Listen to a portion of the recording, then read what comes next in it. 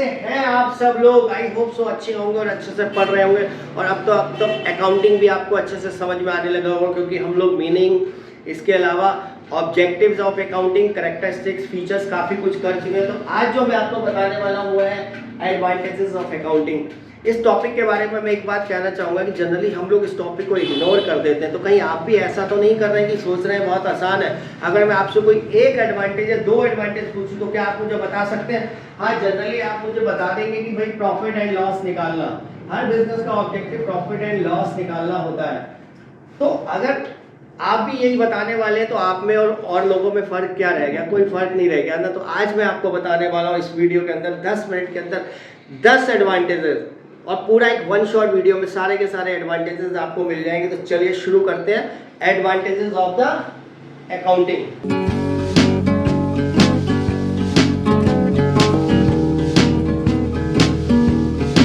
तो आइए सबसे पहले हम समझते हैं हमारे प्राइमरी एडवांटेजेस क्या क्या है।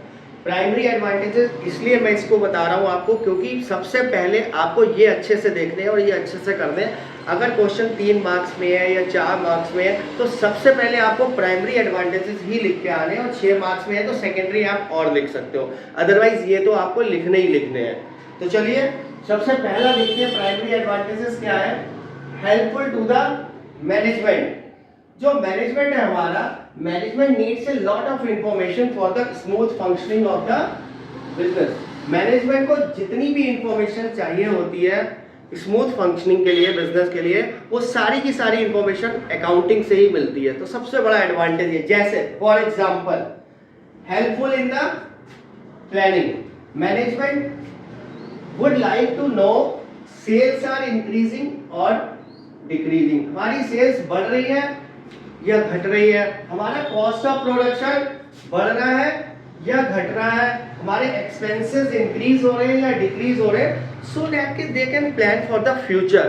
तो सबसे पहला पॉइंट है कि मैनेजमेंट को हेल्प मिलती है प्लानिंग में। सेकेंडली है helpful in the decision making. ये हमारा डिसीजन मेकिंग में भी हेल्प करता है मैनेजमेंट को। जैसे management have to take number of decision, what should be the sales price. Sales price क्या रखनी है आपने, डिस्काउंट कितना देना है आपने, और ये सारी की सारी जो हेल्प मिलेगी उसको, वो अकाउंटिंग इंफॉर्मेशन से ही मिलेगी, क्योंकि कॉस्ट ऑफ प्रोडक्शन कम करके डिस्काउंट को वो बढ़ा सकते हैं। Next one is helpful in the controlling. Management would like to see cost of production कैसे कंट्रोल करें हम, कहीं ओवर स्पेंडिंग तो नहीं हो रही है, खर्चा ज्यादा तो नहीं हो रहा, या वेस्टेज ज्यादा तो नहीं हो रही है, जिसको कि तो ए lot of things should be control, expenses तो ज्यादा नहीं हो रहे हैं। तो ये सारा का सारा मैनेजमेंट को जो हेल्प करता है, ये सारी की सारी हेल्प कहाँ से मिलती है?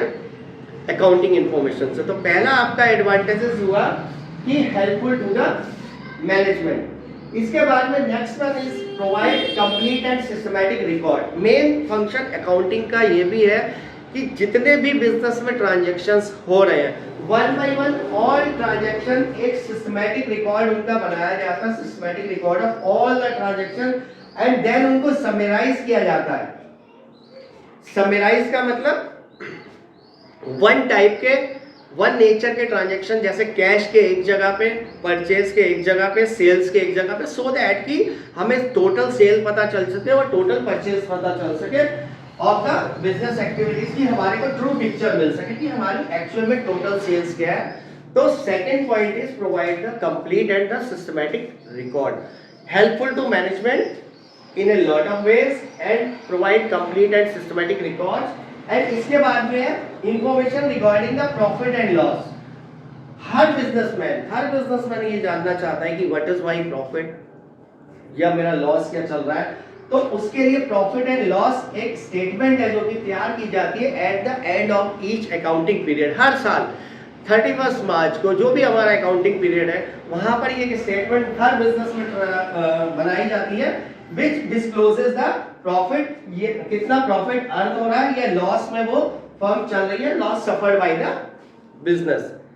Next one is information regarding the financial position. Business की फाइनेंशियल पोजीशन दो बातों से पता चलती है कि एक तो मेरे पास में कैपिटल कितनी है, मेरा बिजनेस कैसे चल रहा है, मेरा इन्वेस्टमेंट कितना है, मेरे पास एसेट्स कितनी है, एंड मेरी लायबिलिटीज कितनी है, मुझे कितना बाहर के लोगों का देना है। ये सारी की सारी information at the end of the accounting period her business में जो बैलेंस शीट बनाई जाती है, बैलेंस शीट जिसमें 2 कॉलम्स होते हैं, 2 कॉलम्स में एक साइड पे आप सारी की सारी कैपिटल एंड लायबिलिटीज लिखते हैं, एंड सेकंड साइड पे जो है इसमें आप अपना सारी की सारी एसेट्स लिखते हैं बिजनेस के पास में जो होती है। इससे हमारी फाइनेंशियल पोजीशन पता चलती है कि मेरे पास में अपना कितना पैसा है और मेरे बाहर के लोगों का कितना पैसा देना है। और ये सारी की सारी इंफॉर्मेशन कहाँ से मिलेगी? बैलेंस शीट से। बैलेंस शीट कहाँ से बनेगी? अकाउंटिंग से। तो accounting is a very much helpful. इसके लिए जो मेन ऑब्जेक्टिव्स हैं इसको आप सीरियल ऑर्डर में लर्न कर लीजिए, अच्छे से नोट कर लीजिए, क्योंकि पहले आपने यही लिखने हैं। अब जो मैं आपको बताने वाला हूँ वो सेकेंडरी है, वो आपने बाद में लिखने हैं। ठीक है, तो फटाफट इसको नोट करिए, फिर बढ़ते हैं हम अपने नेक्स्ट सेकेंडरी एडवांटेजेस की तरफ। चलिए बढ़ते हैं अपने सेकेंडरी एडवांटेजेस की तरफ और खत्म करते हैं इस टॉपिक को फटाफट। तो fifth point is enables the comparative study. बहुत ही सिंपल पॉइंट्स है, सेकेंडरी में मैंने इसलिए रखा है क्योंकि ये इसको आप अपनी लैंग्वेज में भी लिख सकते हैं कि by keeping the systematic record owner can compare 1 year cost, expenses, sales, profits, क्योंकि उसके पास में पिछले पुराने सालों का रिकॉर्ड है, तो बहुत ही इजीली ही कैन कंपेयर कि इस साल मेरी सेल इंक्रीज हुई है या डिक्रीज हुई है, मेरी कॉस्ट इंक्रीज है या मेरे कौन से एक्सपेंसेस हैं जो रेगुलर बढ़ते जा रहे हैं जो कि मेरे को कंट्रोल कर रहे हैं।